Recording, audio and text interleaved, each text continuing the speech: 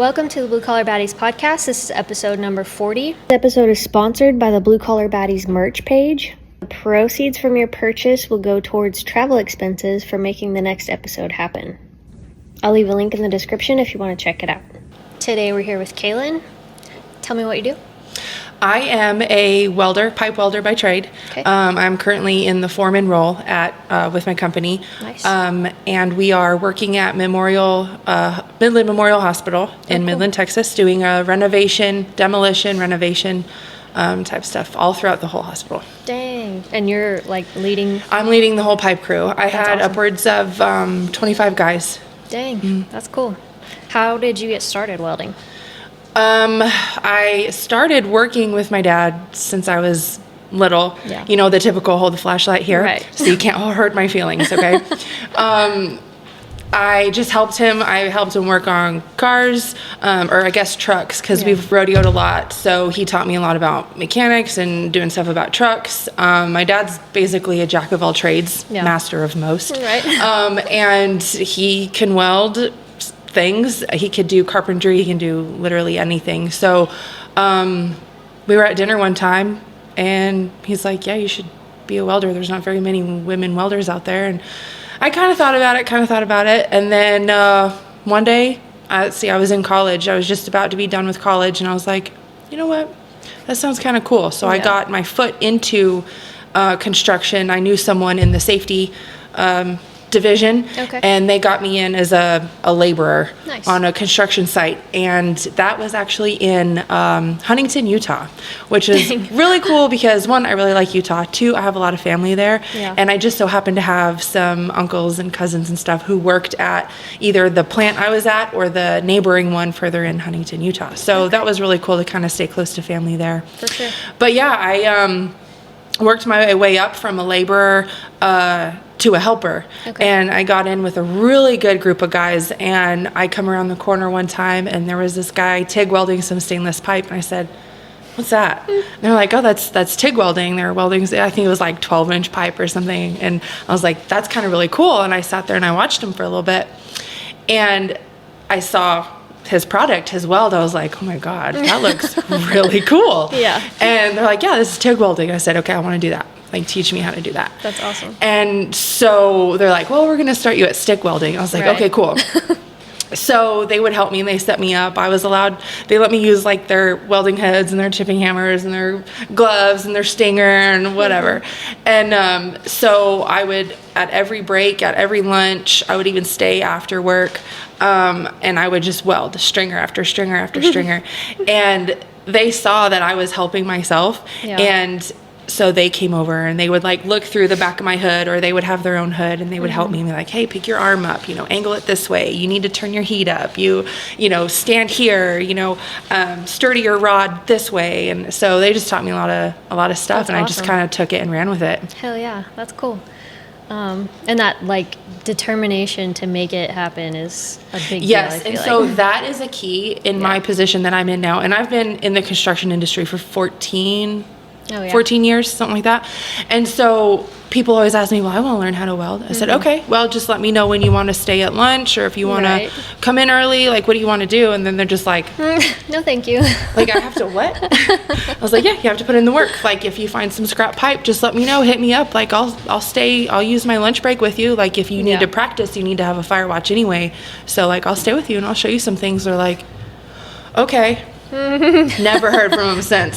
So I think that's a big key, is like being willing to help yourself. For sure. And once you show the eagerness that you want to learn a trade, anything, that people will come to you and they'll be like, hey, you're doing a really good job, but how about you try it this way? It might be a little bit easier for you, and it just kind of takes it itself. Yeah, and you almost like more so earn it than just being like, help me. Yeah, like, what do I do? Yeah. So I mean, it was really cool, just growing up in the trade. I'm still friends with most of those guys. One just Snapchatted me earlier. I haven't opened it yet. But yeah, one guy, he's awesome. He's in Alaska. He keeps telling me, come to Alaska. I need someone to show these guys how to weld and all this stuff. So cool. It's really cool. That's awesome. Mm-hmm. What did you originally think you were going to do, like, growing up? Rodeo. Yeah. That's all I wanted to do was rodeo my entire awesome. life. Was fortunate enough to enter some amateur rodeos. I've entered very few pro rodeos, and this was years ago, okay? Yeah. I was even in the Exchange, down at the Exchange, down at downtown Fort Worth, the Coliseum. They have every Friday night, Saturday night, they have a rodeo. Okay. And it's every Friday night, every Saturday night. Yeah. I don't think they've ever canceled one as far as I know. Dang. But when I was in college, because I college rodeoed around here in Tarleton, over at Stephenville. Anyways, we would go to our college rodeo, and then on our way back, we would stop and we would go enter I want to call it Fort Worth Stock Show Rodeo, but that's not what it is. Just like the Fort Worth Rodeo they have at the Coliseum down there. Yeah. And I actually went enough and won enough that I actually won the year-end buckle in 2010. Dang. Yeah, I thought that was really cool because awesome. I didn't even know I was even a contender because there's so many people that go through there. Right. And I happened to be in Australia, so I had no idea that I won it until wild. I came back. And me and my sister, we entered I came back like February or something like that. Me and my sister entered, and they're like, "Oh, you're Kaylin Lees." I was like, "Yeah, what did I do?" She's like, "Oh, we've been trying to get a hold of you. Like, you won the year-end buckle." I was like, "Oh, that's so cool." So, like, I have the 2010 Fort Worth Rodeo buckle and all that stuff. And honestly, I think that's the last time I actually won a buckle. Yeah. Because after that, I was just work. Right, yeah.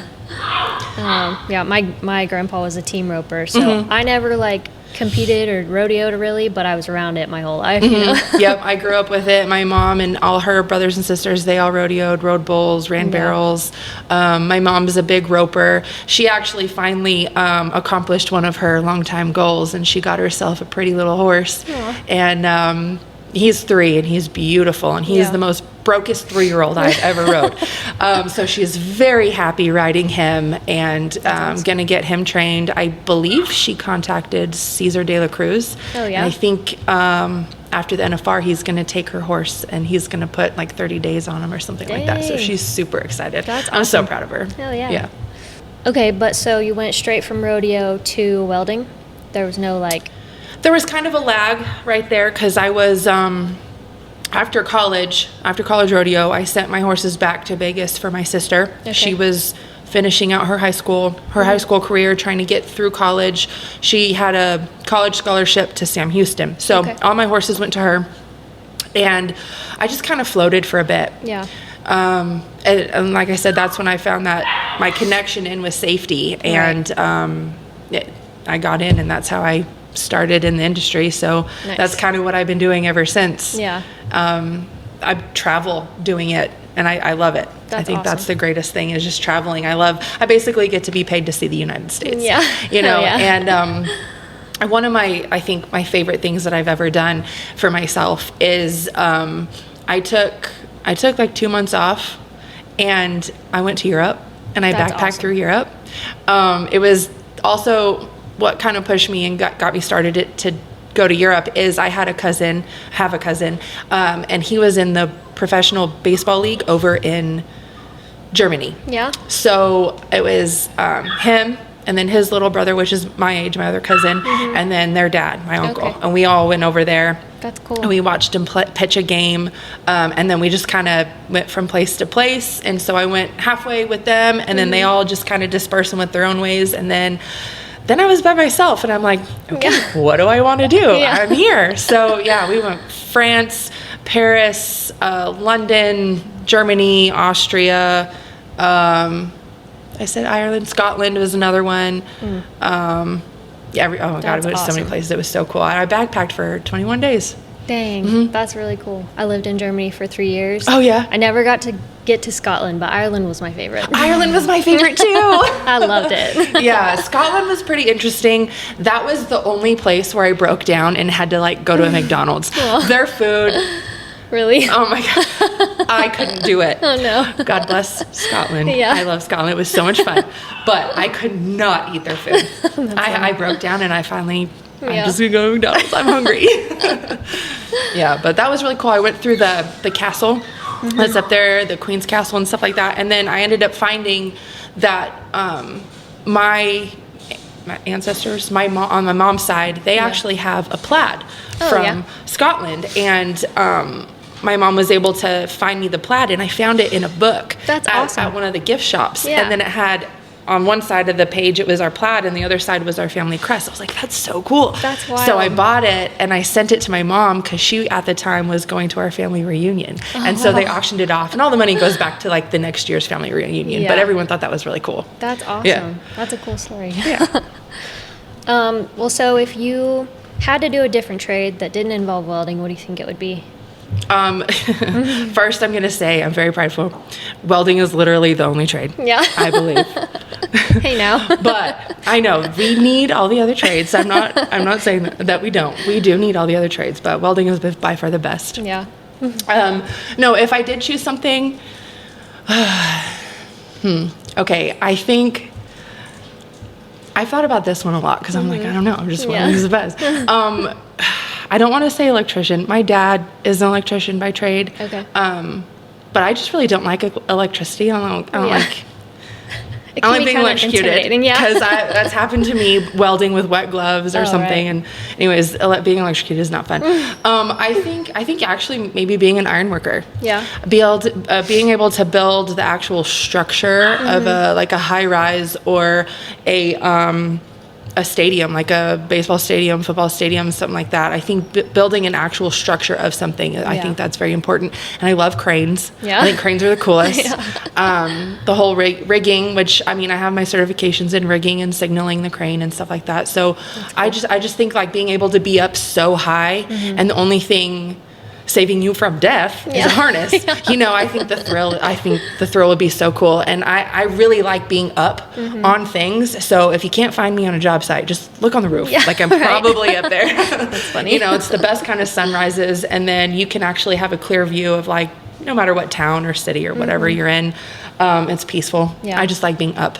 So The I think rooftop jobs are my favorite. yeah. So I think being an iron worker, I thought about becoming a crane operator. Yeah. There's a lot of liability in that. Yeah. But I think that would be really cool to do a couple times. Yeah. But yeah. Well, so you mentioned certifications. Did those just come naturally with what you're working in, or did you Kind of. seek them out? No, I didn't seek them out. It's something that I wanted to do. Right. But it just became, on a project, it just became a necessity. Because when they would hire, sorry, there's a hair. When they would hire a crane, they didn't want to pay for the riggers. Right. But because of my background, I used to work in industrial. Okay. Which was like, I had the best time in industrial. And now I'm more commercial construction, but like I kind of already knew how to do that. And they're like, well, you need to have your certification. I was like, and that was like 8 years ago. Like, I don't know. So they let me do it, but then they're like, this is kind of a necessity. Like, we need to get a class together and actually get, certified for us. And I was like, yeah, let's do it. That's so cool. Nice. There was that. Yeah. Is there anything you feel like you've missed out on by working in a trade? Absolutely not. I feel like people who work a 9 to 5 are missing out. Yeah. Bless those people's hearts for being able to stay in one spot, in one company, do the same thing every day, 5 to 9, or 9 to 5. If 5 to 9 is more like it for us, probably. I know, yeah, 5 to 9. But no, if that's their thing, if that's what they want to do and they love what they do, then, no shame, no harm. Yeah. But what we do in the trades, like, it's never the same thing every day. Exactly. If it is the same thing, it's maybe that for like 2 days. Yeah. It's ever changing, and we always work ourselves out of a job onto the next one. Right. And I just love being able to go to different communities, different towns, different cities. And I do my best to, whenever I'm in a new town, go to where like the locals go, the cool hangout spots, all the eateries, like the different type of food that they can offer that you can only get there. Right. But I always wind up finding myself at a Texas Roadhouse. Yeah. That's funny. The problem with that, though, we find our favorite restaurants in like when we're working out of town. Yeah. And then we can't, go there unless we're out of town. Right. Yeah. Chandler's a very small town where I live. Oh, yeah. I actually found one of my favorite Texas Roadhouses is actually in Missouri, St. Joe, Missouri. That's funny. I know.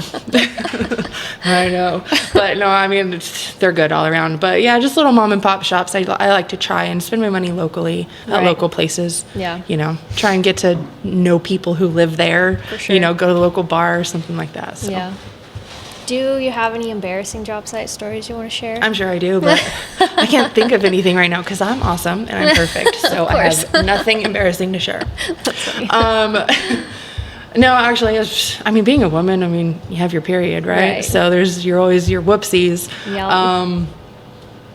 Yep. Just being a welder, you have to be either in a harness, up on the ladder, in a roof, over the hill through the woods, and you're there for hours trying to finish this weld. Well, sometimes you forget, and then you're like, okay, I'm finally done. And then you're like, okay, maybe I do gotta go to the bathroom. And you're like, oh, crap.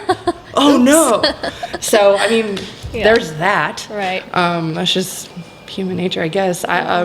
Since then, I have learned to set a timer. That's a good idea.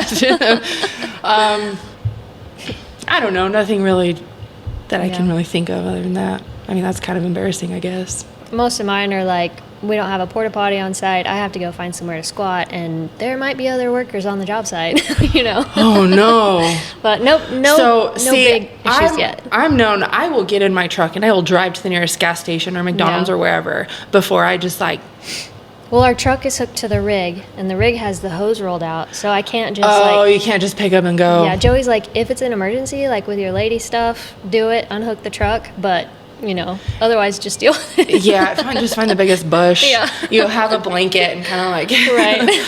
Yeah, I guess, using the bathroom is kind of pretty tough. Yeah. I've been so blessed and so lucky that the past few job sites I've worked on, there's an actual facility. Oh, nice. Yeah, yes, we do have porta-johns. They always designate one for the female, but I'm just so lucky that I've been able to use an actual facility, especially in the wintertime, because you try and take off all 5 layers of your clothes. That's a 15-minute process right there. For sure. In a space this big. In a space this big. Yeah.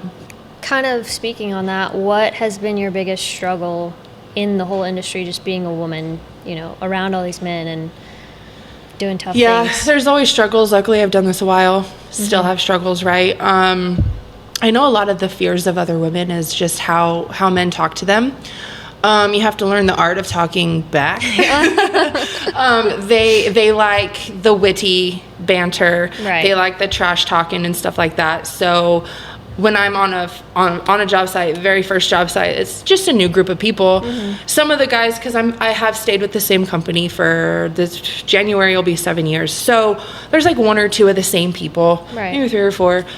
So they know how I am, and then other people can see how I interact with those people. Right. And it's we see each other more than we see our own family, so it's just kind of gotta get used to each other. Yeah, we get used to each other. So I just come straight out the gate. I kick it open and I just say a rude comment, and they're like, okay, all right. And then I think everybody's guards just go down. Right. And then we start the witty banter. And then That's awesome. They're cool about it.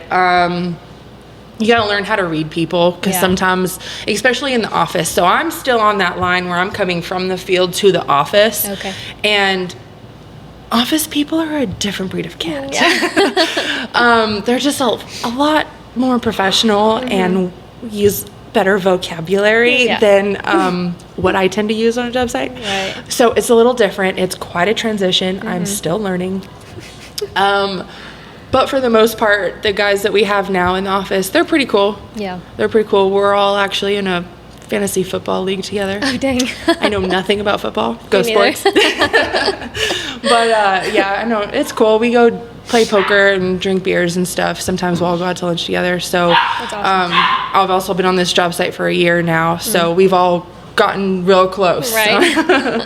So cool. Yeah, it's just interacting and to know boundaries. But as a female on a job site, on a male populated job site, you just have to be able to set your own boundaries too. And especially if you don't want to talk like that's fine, but you have to set that boundary. And you don't have to be mean about it. Right. You can be like, hey, listen, I think that's really cool that you guys want to talk like that, but I really don't feel, et cetera, et cetera. Right, you know, you just have to be vocal about it. You can still be friendly and nice and shoot the shit with the guys. For sure. So makes sense. Yeah.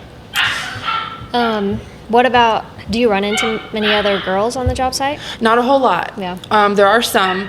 On this project, the females that we do have, they're the cleaning ladies, because we're in an active hospital, right? So by the doors of our work areas. You know, we have the sticky mats and we have to wear booties, but they're out there and they're sweeping and they're cleaning and stuff like that. So God bless them, because I don't want to mop or sweep. We don't really communicate a lot. There's a language barrier. Okay. But, you know, I say good morning and hello and, you know, nice. Yeah. We have our safety lady. She's really cool. She used to work in safety in the oil field out there. Yeah. And then she was contracted with us to work out there. She's pretty cool. I like her. Yeah. But as far as like actually working, not on the pipe side, not on our company side. I've noticed there were a few. Oh, you know, I take that back. We did have a female plumber. She was badass. Okay. Yeah, she was a temp. So she was there for like a month or two in the midst of the big work, and then they ended up I've had to let go a lot of temps too, but she was really cool. I wish I would have spent more time hanging out with her. I've seen other companies, like an electrician, they had a girl electrician. Yeah. I think our insulators, that insulator pipe, they have a female out there. I don't have time. I'm running up and downstairs all the time. Like, I'm like, hello, how are you? Nice to see you again, you know, kind of thing. But yeah, I get so busy at work. I don't have time to sit there and BS. Right. Do you have any, all the dirt and the sweat and the metal flying everywhere. Do you have any like skincare, hair care tips? Anything you do? Okay, something I wish someone would have told me a long time ago. Always get your hair cut, no matter what. Every 6 months, 6 weeks, whatever. Get it cut, because it will ruin your hair. And so now I'm kind of like, it's now finally coming back. Yeah. I only wash my hair maybe twice a week, because I always have it back. I put a bandana around my head, so because the hard hat. Right. And then when I weld, I'll like tuck it up in my bandana, or I'll wear a bandana around my neck to kind of protect my hair. But yeah, I'll only wash it twice a week, 3 times if I feel like I'm gonna go out to the bar and want to look pretty. So, but yeah, definitely get it cut. Find someone every 6 weeks, 8 weeks if your hair grows slow, but definitely get it cut. Take care of that hair. As far as face products, I use Proactive. I have a very, very greasy face, and in the summertime I'm so sweaty, it's disgusting. Same. So yeah, I wash my face before I go to bed. In the morning, I'll just maybe do like a warm cloth or something, and then I'll put the Proactive lotion on any kind of medicated cream or whatever. Sunscreen. Yeah. Sunscreen is a big thing, especially when you're working outside and when you're welding. Because not only do I put it on my face, but I'll put it on my neck. And the big thing, if you're outside, put it on the back of your neck and your ears. Because you will get sunburnt. So sunscreen is a big thing. Makes sense. Do you work out, or the job is to work out? I love this question. Yes to both. Okay. I've always been pretty active anyway. I like to lift. I hate to run, but I run. Yes, my job is definitely a workout in itself. However, I'm actually doing the 75 hard right now, so I don't know if anyone's heard of that, but it's read 10 pages of a book, drink a gallon of water, work out twice a day, 45 minutes each, and they have to be at least 3 hours apart. One has to be outside. Okay. So that's a struggle. Yeah. Let's see, what else? I have to take a progress photo every day, and I have to stick to some kind of diet plan. So I'm sticking to a calorie deficit. So I can only eat 1,800 calories a day. I know, I'm so hungry like all the time. So I have my Buc-ee's cup, which is over there. Anyways, I have to fill that up 4 times a day. And if I drink 4 of those cups, that's my gallon. So I carry it everywhere I go. Everywhere. It is attached to my body. I have, let's see, I've had crews on the 1st floor, the 3rd floor, the 4th floor, and the roof. So I go up and down 5 flights of stairs all the time. But because I'm doing that, that's naturally what I do all the time or whatever, I can't really just count that as an exercise. So now what I do is in the morning, like I'll do our pre-task, we'll do our stretch and flex. Everyone will, get their tasks and everything, and they all, boom, they're good. They got everything they need for 45 minutes, I'm going to go run up and down the stairs really quick. So like I'll go run up and down the stairs. And then we have different roofs. There's 1, 2, 3, 4. There's 4 different roofs at different elevations. So I'll run up and down the stairs and then I'll walk the perimeter of the roof. Oh, okay. I don't want to run. Yeah. No running on the job site. Right. But then like I'll go up and down the stairs again and then I'll go walk this roof and then I'll go up the stairs and walk the high roof. And then sometimes I'll like run all the way down the stairs, and across the street is where we have our laydown yard. And so I'll just like walk. It's a parking lot, so I just walk this big old parking lot. Yeah. So that's my outdoor workout. But Nice. and there's been times where like I'm in the middle of it, or I have like 15 minutes left, Yeah. and someone calls me and like, hey, we need your help. Like this is it. I'm like, oh crap. There goes the workout. So I can't count that one. So I go fix what I need to fix, and Yeah. normally that's when everyone starts calling me. So it's kind of really hard to course. be able to do it at work, but sometimes I get it in. Yeah. I've got to the point where some of the guys at work will go to the gym after work, or we'll go running. We'll go to a Okay. park and we'll go run for 45 minutes, and I can get 3 miles in. Nice. Yeah. So then I'll also have to go to the gym and work out, but I've used supplements, as you can see, first form. I use supplements. It's really hard to get protein in, so I'll drink my protein. I have protein bars. I take my pre-workout. There's collagen that I can take for your hair to help Yeah. your hair and nails grow. Right. Multivitamins and stuff like that. So I am a part of First Form. As you can see, I mean, their You're energy drinks are like really good. brand rep, or I'm an ambassador for Okay. First Form. Yeah. So I fell in love. I started with 75 Hard, and this guy named Andy Frisella, who he has his own podcast and stuff. So I started looking into like this Andy Frisella guy. Like, who the hell is this guy? Yeah. And then I saw he had First Form. I was like, well, what is that? Yeah. And so I'm doing this 75 Hard, and I'm like, oh, hey, he has a whole supplement company. Like, let me look into this.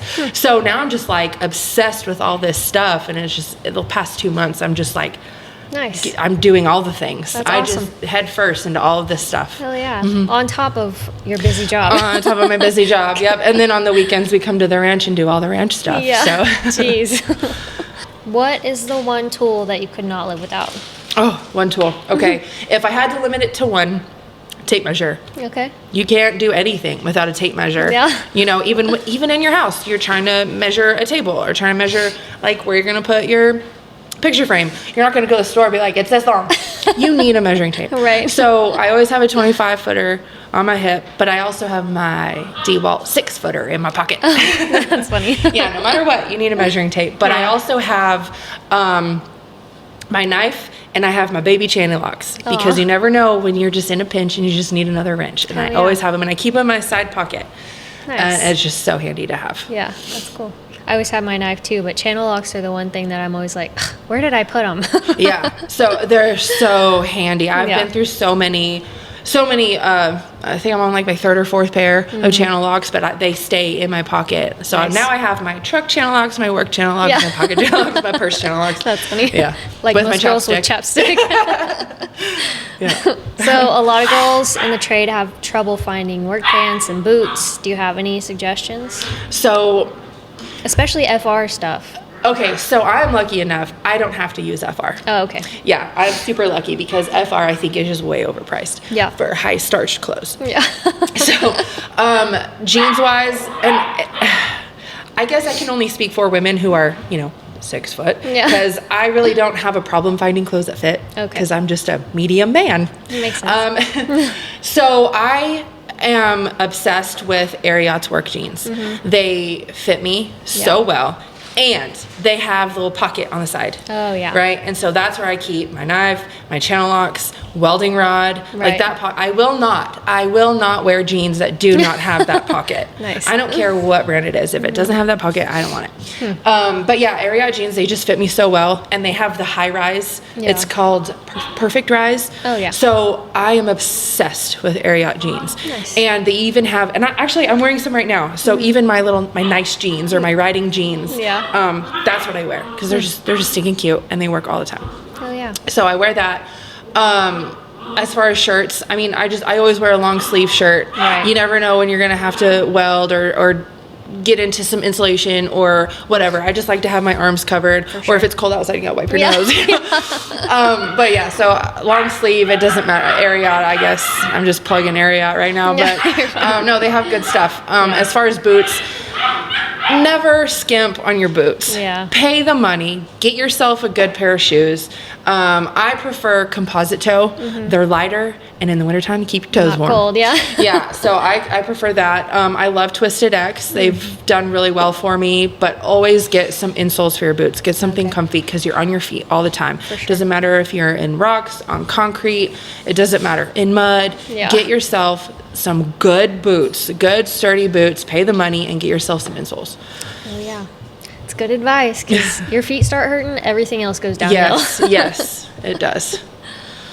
Especially if it's cold outside. I'm already grumpy because I don't like the cold. So I don't like the cold either. However, I'm starting to like it more than the summer, because I just sweat so much. It's disgusting. It's really gross.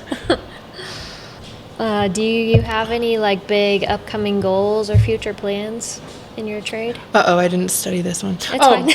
You know what? Since I now am, I've always been one to kind of look forward. Like, what's my next goal? What's my next goal? So as a welder, when I first started as welding, I'm just going to do this for the rest of my life. Like, I don't need to do anything else.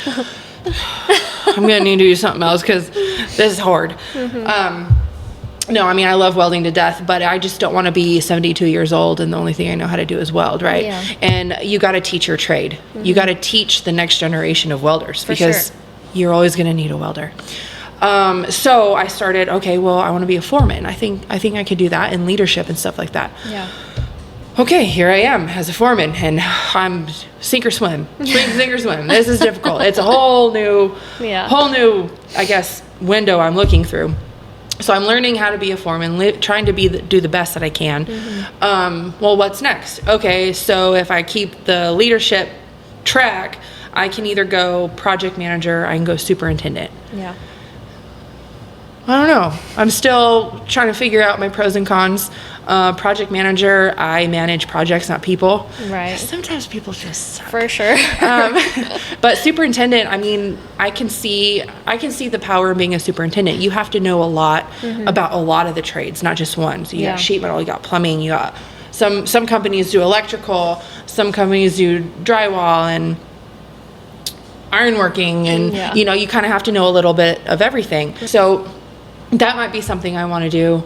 I don't know, still figuring it out, but onwards and upwards, because I can't be in the field for the rest of my life. For sure. So I got a couple guys that I have right now, and I'm trying to teach them and grow them and stuff like that. Like who's going to take my spot when I move up? You know, so I need someone to be the foreman so I can go up and be superintendent, project manager. Yeah. Stuff like that. Yeah. Learning, like being on the job site and just learning little bits and pieces of every trade is kind of my favorite thing to do. Oh yeah, and knowledge is power too. Yeah. Because I've had guys even that work for me, like they find out I'm a welder, and so now they want to sit there and quiz me. Yeah. And I'm right. I got you, boo. Like I could do this all day long. So it's just knowledge is power. So like just learn as much as you can, and especially if like you see something that's not right, and you try and tell that supervisor over that thing. He's gonna be like, well, like, what do you know? Yeah. Like, you're like, well, yeah, I think this, and this, and then he'll be like, oh, maybe you know something, So I like to do that to guys too, to be like, yeah, maybe I do know. Yeah, we're not just here to look pretty. Right. I mean, I do that really well. So if you had advice for somebody coming maybe out of high school, or like maybe even they decided later in life they want to weld, what's your number one piece of advice? Don't be afraid to not know something. Don't be afraid to ask questions. Get in there. Get in there and do it. And you have to help yourself first before someone will be eager enough to help you. Right. Be inquisitive. And have thick skin. You have to be tough in this industry. You can't just let anybody kind of run you over, push you aside, stuff like that. Like you also have to be an advocate for yourself, and you have to show that, hey, I'm here and I'm here to learn, and because this is what I want to do. I've also found speaking about your goals and telling people about your goals, especially potential mentors, stuff like that. They're like, okay, if this is really what you want to do, cool. Like, let me show you. And maybe they'll put you on tasks that kind of lead up to what you want to do. For sure. And now as a leader, that's also what I'm looking for. Like, what are you good at? Yeah. What do you want to do versus what I think you might be better at, you know? So I'm still new at this whole Foreman thing, but I'm trying really hard. Well, being able to see that is huge because that could direct somebody's, career path for the rest of their life. What and I don't want them to go down the wrong path, you know? So, maybe if pipe fitting or welding isn't the thing for you, like if you're just not getting it, like, okay, well, let's try plumbing.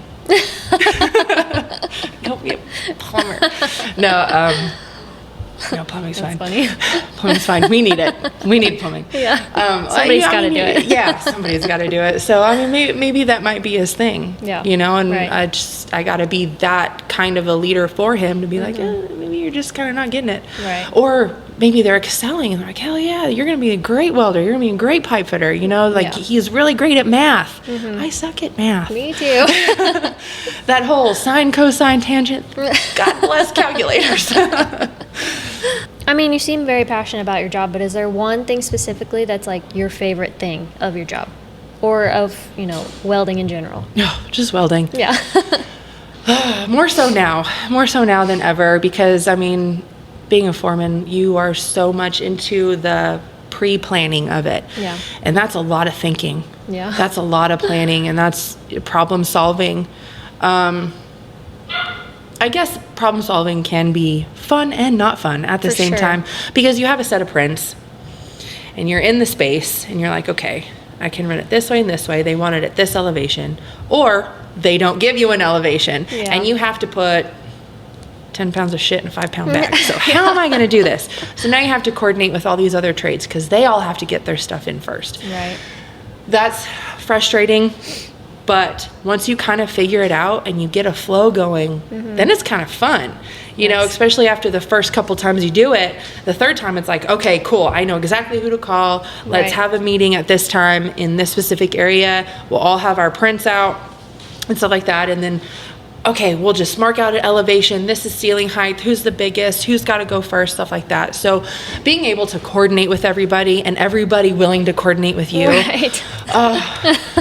It's a relief. Yeah. But when you have other trades and they don't want to coordinate, they're just like, well, just stay out of my way. It's like, well, that's what I'm trying to figure out. Yeah. If I go this way, because I'm not going to be able to go how these prints go. Yeah. So we're going to have to do some rerouting here. So like, help me help you. Yeah. That's kind of really hard. But once it's over and once you finally get it in and you get a path and it's like, okay, this is so cool. I'm so glad we talked about this. So that's really cool. But yeah, if I get to, which I will be able to weld one more time on this project. I haven't welded in months. Dang. But I will be able to weld one more time because I'm the only person on the job site who knows how to TIG weld. Okay. And it's something very critical. We are renovating operating rooms. There's 2 operating rooms. It's already gutted and everything, so we're ready to put in the new stuff. Yeah. So on the new prints, it shows that this pipe is supposed to be 1.5 inches. Well, in real life, it's only 3/4. So now I have to send in an RFI. Well, here's what I propose we do. Yeah. But they have to make the decisions. Right. So what they want us to do is to cut and cap that line, and then we have to install a new line. Dang. So we're gonna have to hot tap that. All these mains that these branch lines are coming from is in the ceiling in labor and delivery. Oh. In an active part of a very important part of the hospital. So now I have to ask permission. Hey, yikes! Can we get in here? Yeah. So that's gonna be quite a feat, and it's only 1.5 inches. And it's an OLED on live lines that I'm gonna have to weld it above a ceiling with everything in the way, and a whole cable tray below me. So luckily when you TIG weld, there's not a whole lot of sparks. Yeah. I still have to protect everything. Right. So lots of fire blanket, and anybody that has to use fire blanket.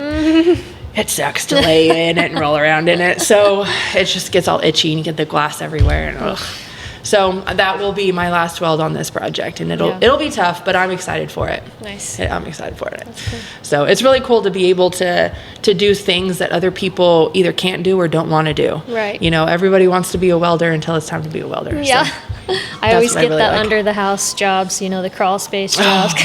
But like in a way, I'm like, oh, here we go. But then when I'm under there, I'm like, hell yeah, let's blast this foam. Yeah. So. Being able to do the things that people don't want to do, and then doing it well. Right. You know, I mean, I don't know if it looks that great, but it gets done. It's insulated. Yeah. So. Well, we will shout out you post on social media about what you do? Yes. So Instagram mostly at I forgot what my handle is. Welder woman _88. Okay. All right. So we can like put all that in the description too. So. Yeah, and then I did a shout out for Outlands Ranch too. That's where Okay. we're at. They're Nice. allowing us to shoot here. Hell yeah. So Outlands Ranch, they're on Instagram, Facebook. Yeah, that's where they're at. We'll put those in the description too. We appreciate y'all letting us do it. And did you have anything else to add? I don't think so. I think kind of covered a whole lot. All right. Well, I appreciate you last minute agreeing to do an episode. Yeah, no worries. This was fun. All right. Thank you. Uh-huh. Thanks for listening. If you enjoyed it, make sure you hit the subscribe button so you don't miss the next one. All the links and products we mentioned today will be listed in the description. If you're a woman in a blue-collar industry and you're interested in being the focus of the next episode, or you're a small business that would like to sponsor an episode, reach out to us in the link below.